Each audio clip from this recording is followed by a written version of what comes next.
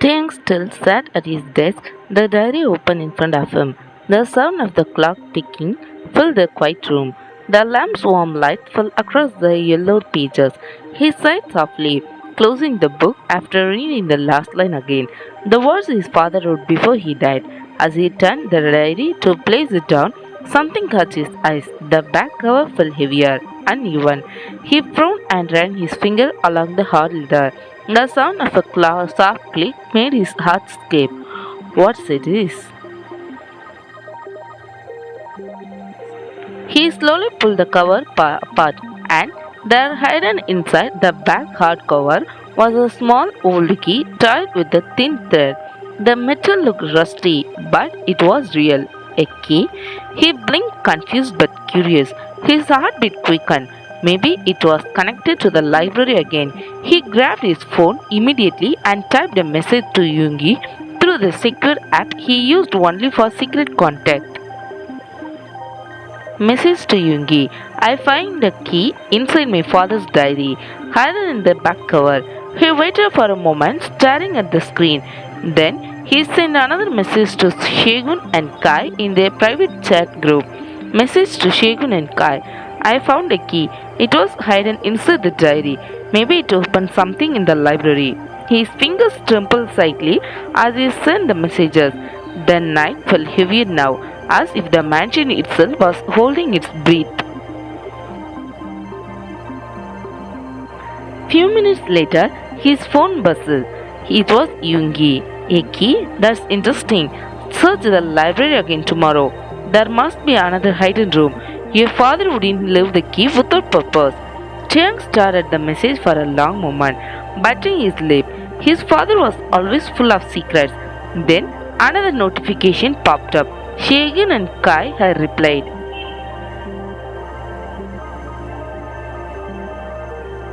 A key inside the diary? That's something your father planned for sure. We will come again tomorrow. Don't touch anything tonight. Yeah, Tai, we will come early. Let's find together. Tiang exhaled deeply, finally setting the diary down beside the lamp. He looked at the small key resting in his palm. It was cold, but somehow it felt alive, holding a piece of his father's hidden truth.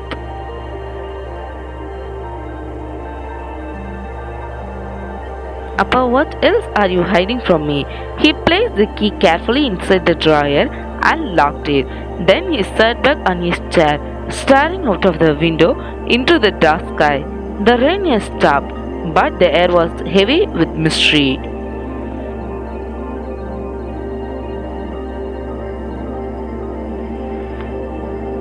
I thought we already turned this room upside down yesterday. Yeah, but Mr. Sun Ho wouldn't live in key for nothing. This means we missed something. Well, if the key fits something here, we will find it today. Let's start again from the far end. Teng nodded slightly, and the dark eyes scanning the rows of tall shelves.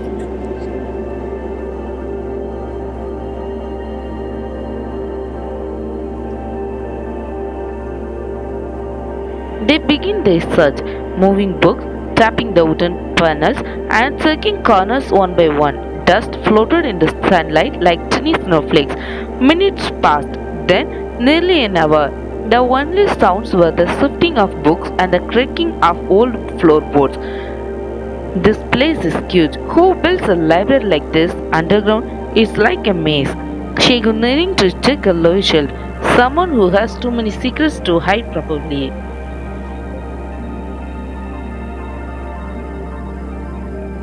Cheng ran his hand slowly across the wall behind one large bookshelf.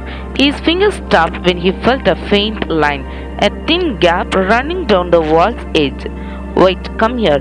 The others rushed to him. He pushed the shelf slightly, and it didn't move. But when Kai crouched down and looked closer, he noticed something strange. There is space behind this shelf. See?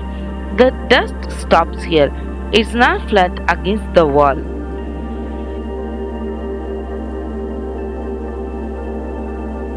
Hold on, let's try moving it together. They all place their hands on the heavy wooden shelf. With one strong pull, the old wood groaned, and a faint creak echoed through the room. Dust burst into the air as the shelf slowly slid aside, revealing a narrow door hidden in the wall. Everyone froze for a second, staring.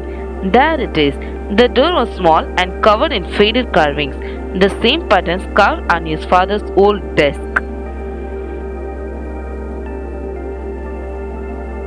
Chiang's hand hovered just above the surface, trembling slightly. So this is what your father hid all this time. It's really here. We found the hidden door. Chiang took a deep breath and slowly pushed the key into the keyhole. The metal turned smoothly, and with a soft click, the hidden door opened. A cold breeze came out of the dark space inside, carrying the smell of dust and old paper.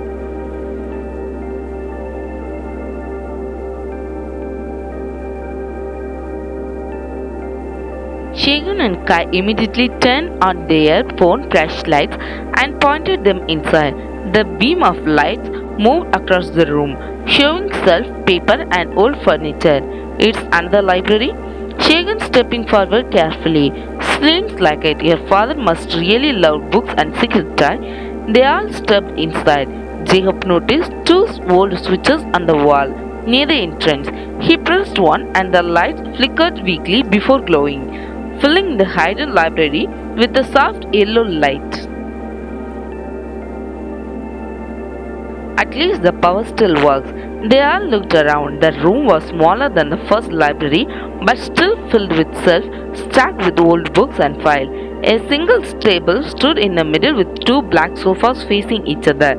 It like a private study. Cheng walked slowly to the table and touched its surface. A thin layer of dust covered it.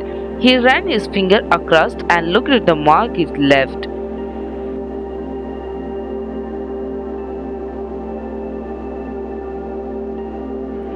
Maybe the diamond is hidden somewhere in here.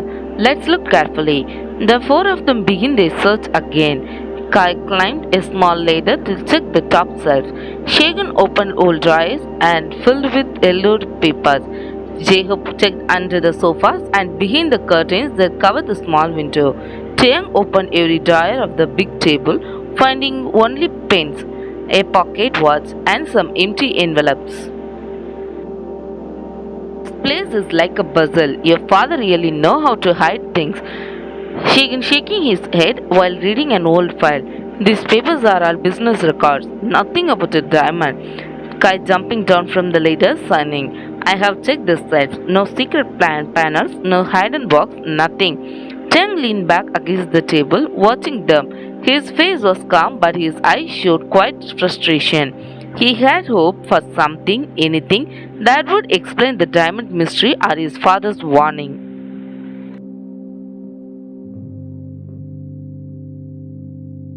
Maybe it's not here. Shagan turning to him. Don't say that yet. We still have the files under the desk. They searched for another 15 minutes, opening drawers, checking under carpets, even tapping the walls. Nothing. The room only held memories of the past. Jacob finally sitting in the sofa, tired. We have searched every corner. If the diamond was here, it's gone now. Kyle leaning against the wall, frustrated. Or maybe someone else took it before us.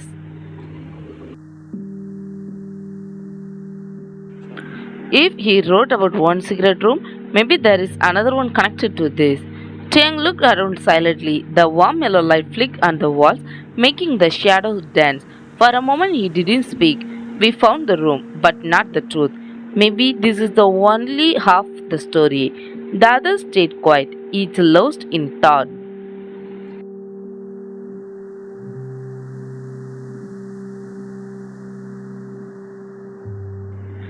The air in the room felt heavier now, as if Sango's ghost was watching them, still protecting the diamond's secrets. The four men sat in silence for a while. The only sound in the room was the soft hum of the light bulb above them. Jacob leaned back on the black sofa, exhaling deeply. Cheng was lost in his thought, staring at the floor, his fingers tapping slowly on the table, his mind trying to connect every small clue. Then suddenly, something flashed in his memory, a faint voice from years ago. He was a little boy again, sitting by the stairs, secretly listening to his father and grandfather talking in the study.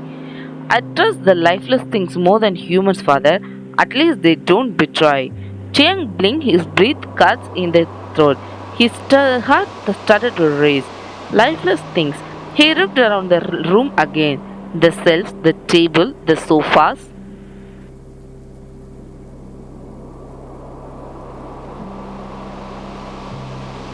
Chiang Kai noticed Chiang's sudden change. What is it? You remember something? Chiang's eyes widened slightly as another memory came. The line from his father's diary he had read last night. Black leather sofa. Chiang suddenly standing up. The black leather sofa. What? Chiang looking at the voice from now. I remember something. When I was a kid, I hear my father say he trusted lifeless things more than people.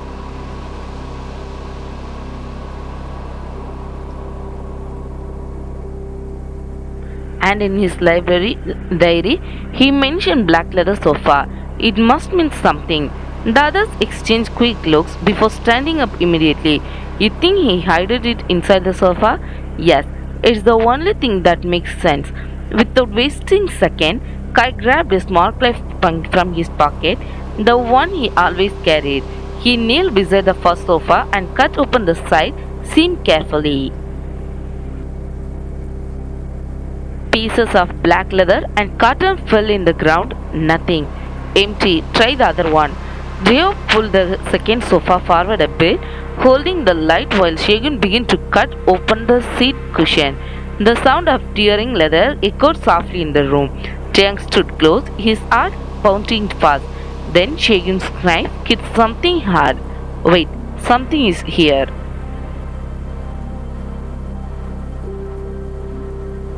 He quickly tore a bit more of the leather and there, hidden deep inside the form, a small black box wrapped in an old piece of cloth. No way. Chiang stepped forward slowly, his hands trembling slightly as he took the box from Shehun. He unwrapped the cloth carefully. Inside, under a thin layer of dust, lay the blue diamond, glowing faintly even in the dim light. For a moment, no one spoke.